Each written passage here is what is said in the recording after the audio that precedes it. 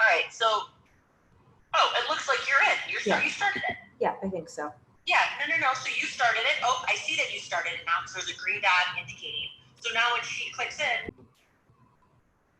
Hi, I am Laura Sage, and this is our first episode of Mind Over Matter. I'm so excited to be interviewing Melanie Vargas. She's here with Radical Ignition. We have a mutual friend. We've just met. I'm really enjoying getting to know you, Melanie. And so I'm hoping you can tell all of our friends at Chill a little bit about yourself and your background. Well, I'm excited to be here. Thank you so much for having me. Well, I have spent really the last 25 plus years in an HR capacity. I spent the first half of my career inside companies in HR leadership positions, and the last half of my career consulting. And this last year, I took the leap and launched my own business in the coaching realm. I went back and got my coaching credentials through the Hudson Institute in 2018 and have just felt the strong desire to go out on my own, which I did this last year. Of course, I'm up and launching my own company in the middle of COVID, which has been really fun. No, it's been a great adventure. It's great, and I can only imagine people need you more than ever. How did you start to build your business? Did you lean into people you had worked with in the HR consulting space? Yes. So, 15 years in my consulting world, we worked with many very entrepreneurial companies, and having worked across at any given time over 100 companies, our consultants worked as the head of HR in the companies that they served. And the company that I worked for, we provided HR consulting services, leadership development, and coaching services. So I had a pretty deep background in all of those areas before I launched the company. So I had a lot of contacts before I launched Radical Ignition, but really I had this calling to really specialize in the executive coaching and career transition space before I launched the company. Last year, I myself went through a really big transition, and I just knew that that's really where I wanted to kind of dig in and specialize myself. Okay, so I'm going to ask you a little bit about that transition in a moment. But, I'm looking at your background, which is so beautiful. You're in Washington State, correct? Yes, Seattle area. Chicago, in my view, well, is of a TV screen, but it would not be quite as lush. How is everything in Washington State right now? Well, aside from, the fact that we're in this pandemic, it's beautiful. I was born and raised in Houston, Texas, but I've lived here for 23 years now. And, we live in the beautiful evergreen state where it looks like this year round, beautiful green plush trees. And aside from the rainy days, we have just this beautiful, there's oxygen and green in the air at all times, and hiking, and it never gets really, really hot, and it never gets really, really cold. So it stays pretty mild. And it just is a beautiful, beautiful place to live. So things are good here. Things are good. Right. And are most of your the people you do business with, are they based in Washington State, or do you have clients all over the country? Yeah, that's a great question. I have clients all over. I mean, I've coached and trained people all over the world, and the COVID environment has provided me an opportunity to do a little bit of pivoting. And what it has provided me is a way to think about the services that I provide in a different way, such that now with technology and us doing our worlds over Zoom, I'm doing things and providing services to clients all over the place. So I have always had clients kind of all over the world, but my coaching and my training practices in particular have really expanded since COVID. And so I think the pivot has allowed me a lot more opportunities in that way. That's nice to hear. Somebody said something to me the other day that really resonated. There are people that are either out of work or have never worked harder. And I'm glad to hear it sounds like you're in that latter group. Yeah, I think my entrepreneurial roots are serving me well right now. I think a lot of people that are struggling are stuck a little bit. And I think if you can get out of your comfort zone and use some resilience and really try to force yourself to think about how you can do things differently, that can help. And that's really what because I had a lot of fear coming into this, and I had to push myself out of the fear and think about how I was going to do things a little bit differently than I had done them before. And once I got past that, then all those opportunities came to fruition. So you had alluded to going through a personal journey in the last years. I don't want to get too,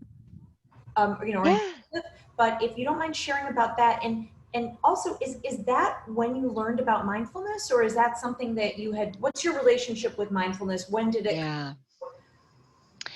Yeah, and I'm happy to share. When I was in the middle of my Hudson Institute journey, I right in the middle of that, my father passed away. My daughter, I have 3 children, and my daughter suffers from some anxiety issues. I had that kind of going on. And at the same time, I was feeling some discomfort with my job. So I wasn't happy. I was feeling like I really wanted something more. And so just in general, I was yearning for something more. And I was working 80-hour work weeks, running a company, had a very large amount, 30 people reporting to me. So big responsibility within the organization. And I knew that with the responsibilities of, taking care of my daughter and all of her needs, that just my life needed a reboot. I needed a reboot. And how mindfulness plays a part in this is that I really had to change the way that I was living my life. And the transition for me was kind of like a wake-up call, which this weaves in so much to how I can be available to my clients today. But I was able to make a really tough decision in the middle of all that, in the middle of my grief and in the middle of this time in my life, to make the decision to leave my job and start my company. And that's really what I did over the course of a few months. I left my role and launched my new company, and it's provided me a lot of opportunity to be able to have more flexibility for home, and but also find a great love for what I do now with my clients. And mindfulness for me is, and my mindfulness practice is about being available and being present for myself, for the people that I love, and for my coaching practice. Because, running 80 hours a week on low steam and being exhausted and unhealthy. And at that same time, which I should mention this, my health took a dive in the middle of all that chaos. Correlated, right? If you're not yeah. Mind, body, spirit, they all play a role. I got super sick. I mean, thankfully this was all pre-COVID, but so my health took a dive, and now I'm a year and a half past all that, but it's all really connected. So being present today for me looks very different than it did at that period of time. When you started your business and you decided to, that's a really big leap. Did you have a freak out moment? Oh, yeah. I had many freak out moments. Yeah. I still have them from time to time, and I have a committee of people around me to kind of remind me, stay the course. Yes, many freak out moments. Fear still presents itself. Mm-hmm. So lots of freak out moments, but that's why you have those mindfulness practices in place, to keep you on the straight and narrow, and to keep yourself grounded. Yeah. We were talking earlier in the week, and I had asked you, this is somebody who tends to be, while I really try to be present in the moment, I sometimes fret about the future more than I'd like to. And so I asked you the question, are you more inclined to be thinking about the past or more about the future? And you had such a beautiful response. Would you mind sharing a little bit about that? Yeah, I think I coined the future tripping term for you on that one. That wasn't even what I was looking for, but I love that. Yes. I definitely, I'm very left to my own tendencies without having really ingrained practices in these areas, I'm very type A, and I will just run and do and do and do.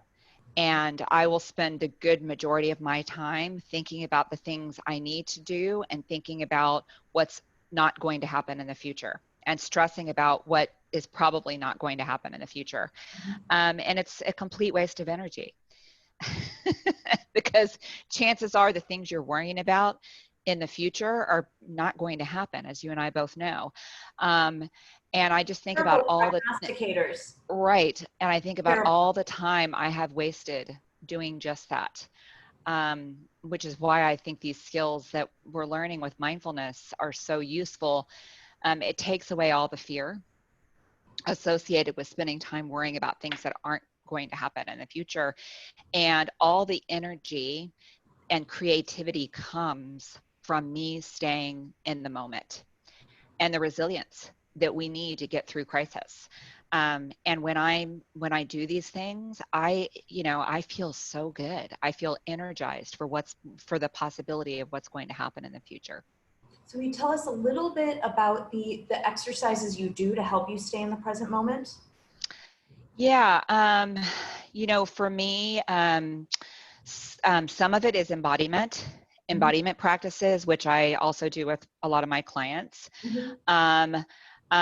Some of them are mindfulness practices throughout the day. Short, for me, I like it short and sweet. I am a meditation person, but so my meditation practices are going to be 5 or 10 minutes in the morning, 5 minutes during lunch, and a little bit in the evening. I have 3 kids. I've got 4 pets. I've got a full life. So I integrate all of them, even the dogs. Yeah, I integrate things throughout the day.